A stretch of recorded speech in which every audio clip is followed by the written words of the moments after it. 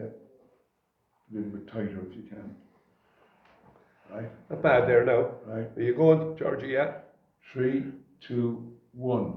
So here we are, Eamon, and I won't say the last part of the chapter, but the current part of the chapter. Yeah. And it's like an iconic building. It's a beautiful, beautiful building. You bought it how many years ago?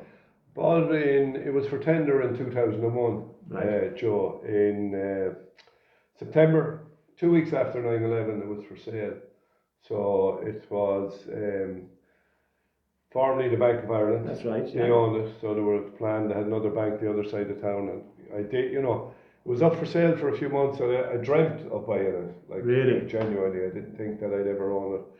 9/11 happened. Price came down into the range that I thought that I could buy it. Stuck my neck out. I actually had an operation on my ear. I was in the Eye and Ear Hospital the day George Draper rang me. George Draper was the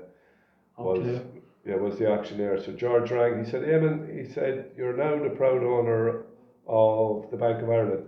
And at that time, I thought, I wanted it up till that point. But it must have been scary, was it? It was scary. When I heard them words saying to me, "Now you own it," that's when I started to get nervous. I said, "Oh God, am I doing the right thing?" That's over 2001.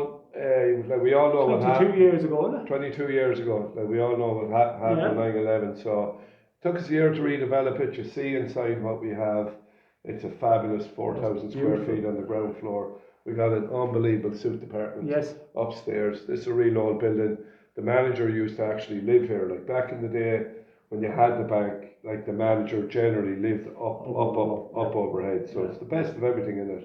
Really well kept in that. This is this is amazing. Yeah, that you have. It's not a picture, I should say. Not even of your. Yeah, this is actually the street where the bank is now in the early 1900s. People say that's been there, but looks like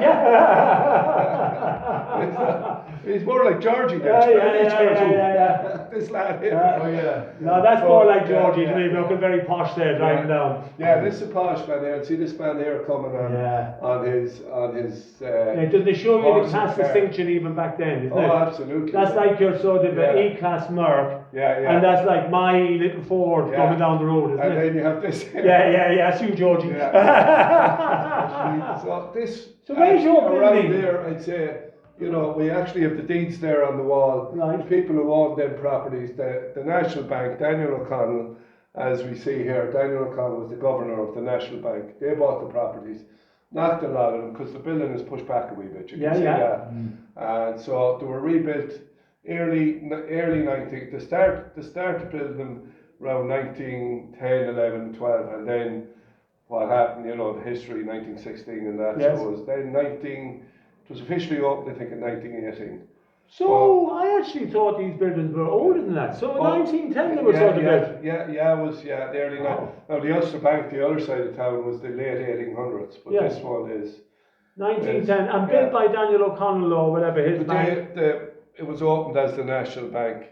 So you can see it there. Yeah, he was actually the governor of the National Bank.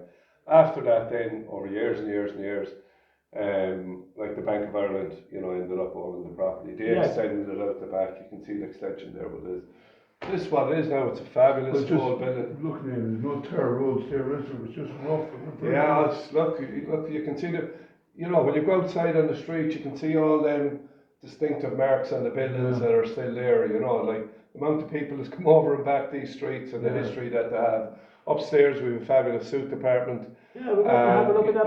But what is your business today? Like, I know you hire suits. I know you can come into the shop and buy a suit. But the internet must play a big part of your business now, does it? Yeah, it's a huge part for it. Is it? Yeah, I'd say if anything, COVID moved it on to another level, Joe. I love the shop floor. That's who I am, where I started out. As you said I earlier. love the shop floor. Maybe about coming up in 10 years now ago, we've seen the opportunity maybe with online. It was hard, you have to move with the time. So we got in with the online, but the last few years it has developed a lot. And COVID then happened 4 years ago now. But you were ready then with your online business, weren't you? You were looking at it established. We had it established, and it we had to brilliant years. You know, we had a very good customer base. So we had 2 really good years. Since then, it's had to grow. You know, and I'd say before COVID, online wasn't even 10% of our business. Not even 10%. Now it's growing and growing all the time. Right. But we're investing a lot of money in it, and we see it as being a big part of the future of EJ's and online and that. So, do you ship out to all over the world? Will you do it? Just Yeah, generally Ireland, Georgie. Ireland would be our main base. Apart from online, we have people travel to us from every corner of the country, you know, Right. because of our social media and that, Yeah, see it on social media. Our main base will be Ireland. Yeah. But we have expats, lads that are in America, Yeah, that are in Australia, all around the world. You know, we have sent packages to some strange places, Yeah. but generally it's within the 32 counties, mainly 26, 32. But, you know, lots to London, lots to New York, lots to the hubs where the Irish people are gone. Our lads that used to shop with us are gone working away and that. Brilliant. So they're still shopping with us, yes. But your media presence has been huge as well, Eamon. Like I know that Yeah. you've done, I've met you in Ireland on many of the day where you've Yeah. taken over the fashion slot there. Yeah. I know that you've been on the Pod and Rod show, but I'd also forgotten about that. yeah, no, with Lucy, I remember you've been on that. But also then Yeah. your own work, you created your own media persona as well. You know, your videos are now massive, and I know people want to be on an EJ's video because it's the place to be on social media, isn't it? Yeah, and we started that, so it's not that long ago, 2014 really. First video I ever done, we had a half price sale. And I actually, with the half price sign, with just the videos on it, I got a chainsaw and I was in. Yeah. Simple as that, was only about 30 seconds long. People bought into that. We done the motorbike one, I come over the street on a horse. Yes. And kind of just done The silly Theresa May one was classic. Theresa May, we were chatting about that the other day. And your Peaky Blinders, my God, what a production, you know what I mean? They are class stuff, like, you know. Yeah, look, we enjoy doing it. Like, people kind of buy into it, like, you know, it's not me acting skills, Joe. No, but it's definitely not you me hit a good chord, looks don't you, though? You do hit a chord where you're combining sort of promotion of your business with everyday sort of life, which is great, isn't it? Yeah, look, and it's not just me now, it has developed into a team of people with the whole team that around the business, and like social media has become such a big part of our business.